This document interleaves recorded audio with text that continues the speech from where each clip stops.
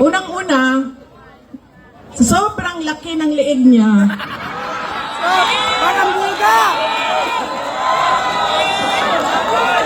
naiipit na yung boses niya. Mr. Mr. Speaker!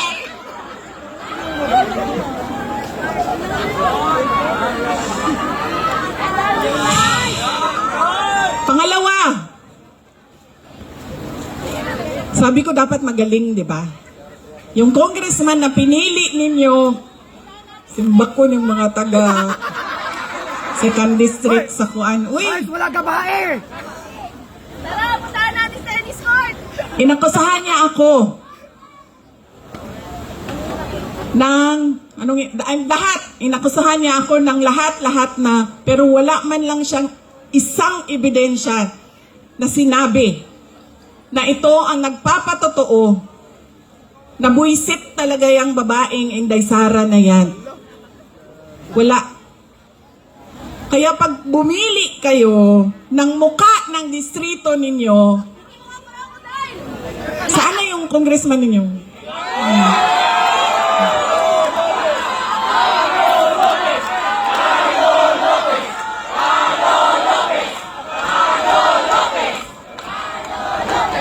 Ganitong klaseng pagmumuka ang ilagay ninyo sa kongreso.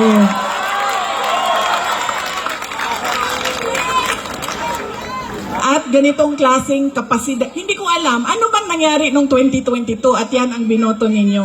Ikwento nyo nga sa akin. Ikwento nyo sa akin.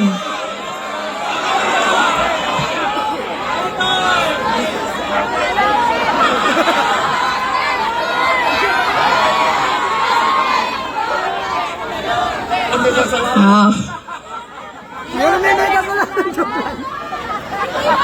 Yan na ang sinasabi.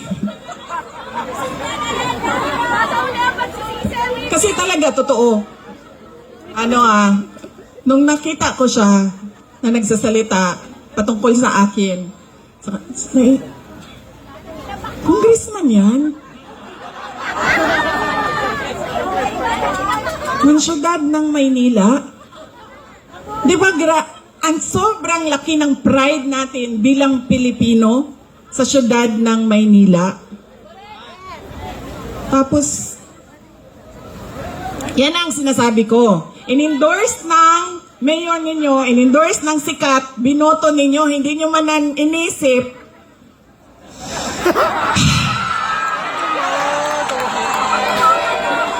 Yan! Yan ang sinasabi ko sa inyo. Kasi, ang ugali natin, in-endorse ng sikat, sikat ang apelido, kinabuto ko na ito. Sumayaw, kumanta, napatawa ako. Bahala na yung pangako mo. Hindi natutupad. Okay ka na. Yan ang...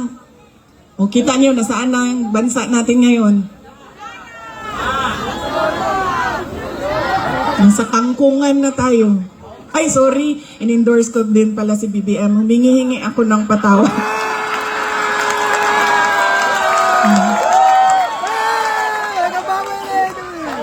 Humihingi ako ng patawad sa inyong lahat. Ma'am, tinatanggap ko po ang sorry mo at pinatakbo mo akong Vice President. Okay lang, ma'am.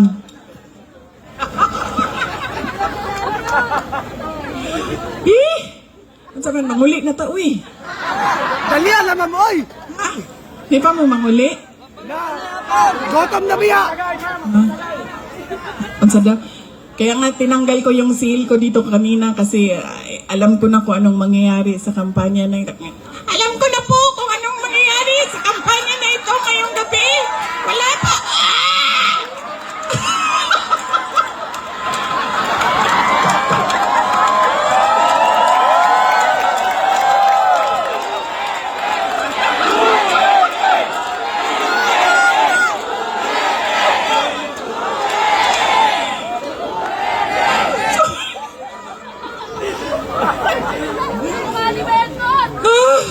Ay. Sakit sa ulo. Ako ay hindi kandidato, baka kasi Duterte kayo ng Duterte, hanapin ninyo ako sa balota. Hindi po ako kandidato ngayong eleksyon na ito. Ako po ay nandito bilang isang botante din. Nagpapaalala sa inyo, hindi dahil sikat yan, hindi automatic ang boto ha. Hindi dahil napapatawa kayo, hindi automatic ang boto. Tingnan ninyo yung pangako. At yes ma'am, ngayon pati ako ma'am nagising. Nagising ako ma'am, na-impeach na ako. Yawa ng mga tawhanan niyo eh.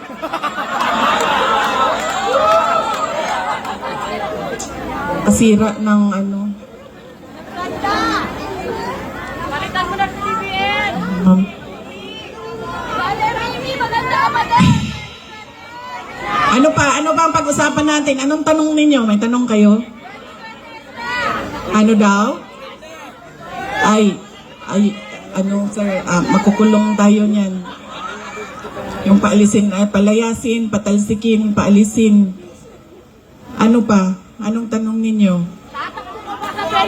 Ay, paano maka-uwi si President Duterte? Kidnapin din natin doon, ma'am. Punta tayo lahat doon. Akong bahala sa ticket ninyo, ha? Pagdating doon, kidnapping. Alam nyo, kawawa siya kasi nung tumawag siya, kinento niya sa akin, diba? Bakit kailangan diretso 10 yung mga senador. Sinabi niya sa akin na in Bisaya, sabi niya sa akin, ayaw biya kong kalimti din niya, basin makalimtan ko nimo, mabulok ko din niya. Huwag mo akong kalimutan dito. Baka makalimutan mo ako, mabubulok ako dito.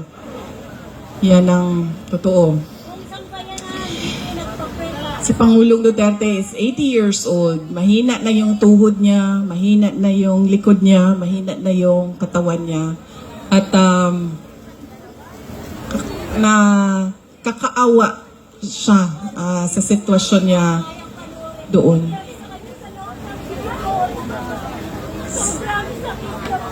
Sabi ko sa kanya, matuto ka na lang magluto ng itlog, mabilis lang yan.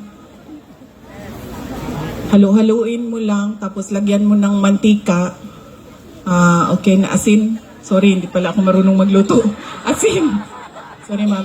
Asin, ano pang ilagay ma'am? Mantika. Oo nga, mantika. O bawang sibuyas, asin. Mantika. Sabi niya sa akin, pinapaluto mo ako ng itlog, hindi nga ako marunong magpakulo ng tubig. Kaya, paano natin siya maibalik, ma'am?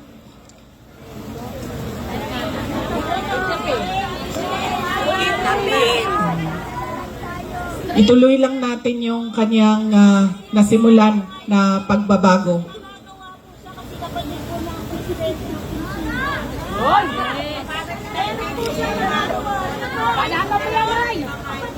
Yes, ma'am.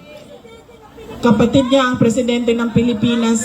Ang problema nito, ma'am, nagsabi na ang kapatid niya na hindi daw niya kapatid ito, ma'am. Itinakwil na po ito ng kapatid niya, ma'am. Nakakaawa din. Madami ang nakakaawa ngayong panahon na ito. Hindi lang si President Duterte, hindi lang si Senator Amy Marcos, mga tao na nagugutom, mga tao na biktima ng kriminalidad, mga tao na walang oportunidad sa trabaho. Alam niyo ba kung gaano kadami ang ating mga kababayan na nagpupumilit pumunta sa abroad para magtrabaho? Libo-libo araw-araw. Dahil wala tayong nakikita na oportunidad dito sa ating bayan. Kaya ano ang magagawa natin? Ang magagawa natin ay iboto. Ang mga senador ng Duterte at huwag niyong kalimutan si Berton! O hindi, babalik talaga ako dito. Chan! Huwag niyong kalimutan iboto si Carlo Lopez, ang ating congressman. Sir, pag in-impeach mo pa ako pangalawang beses, sir, hindi ko na lang... Malampasan ko yung isang impeachment, yung susunod na impeachment, siya din yung pipirma. Ay, ginoo ko. Ano? Kaya, ulitin ko po yung pagpapasalamat ko sa inyong lahat, sa oras ninyo, sa panahon ninyo, sa pakikinig ninyo, sa pasensya ninyo, sa pagmamahal ninyo, at sa inyong patuloy na pagtitiwala sa akin, sa dating Pangulong Rodrigo Duterte, at sa aming pamilya. At salamat po, Mayor Isko Moreno Dumagoso, sa pagpapahiram ng microphone, kuryente, LED wall at stage ngayong gabi na ito. Napakabait niyo po. Alam niyo ba, mahirap maghanap ng stage. Subukan mo ba? Mahirap maghanap ng stage ngayon ha. Kahapon doon ako sa Bacolod. Meron na akong rally. Sabi ko, rally. Oo nga eh.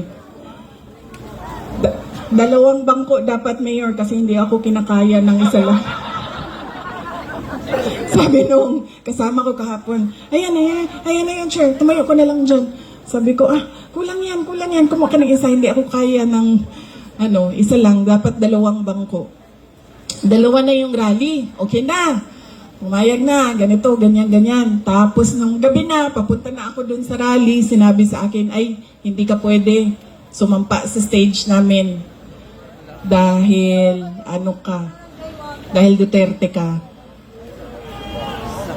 Mahirap talaga maghanap ng stage ngayon.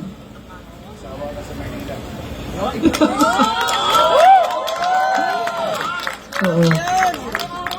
Bukas po, iniimbitahan ko kayo lahat. Doon na naman po ako sa distrito ni si Joel Chua na. Sabi ni Joel Chua, sabi ko,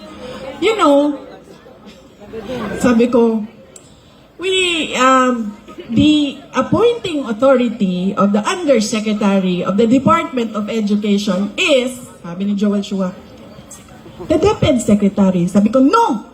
The President of the Philippines. Yan ang pinili ninyo. Bakit naboto si Joel Chua noon? Bakit? Ikwento nyo nga sa akin.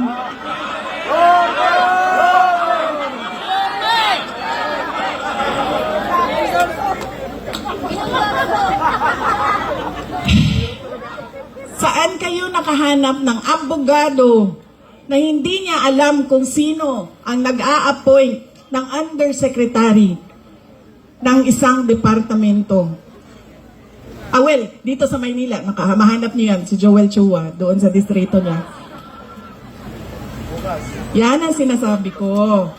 Dahil inendorso ng sikat at magaling na mayor, hindi nyo na inisip, tama ba na iboto ko itong tao na ito? Mukha yan ng distrito ninyo. Yan ang magsasalita para sa inyong lahat. Kaya siguraduhin ninyo maganda ang boses, may nalalaman, at may sinasabi ang inyong mga kandidato at mga leader. Dahil yan, muna inyong garbo dinhi sa inyong distrito. Yan ang pride ng inyong distrito, ng inyong syudad. Mga kababayan, ang lahat ng ginagawa natin ay para sa Diyos, sa bayan, at sa bawat pamilyang Pilipino. Syukran.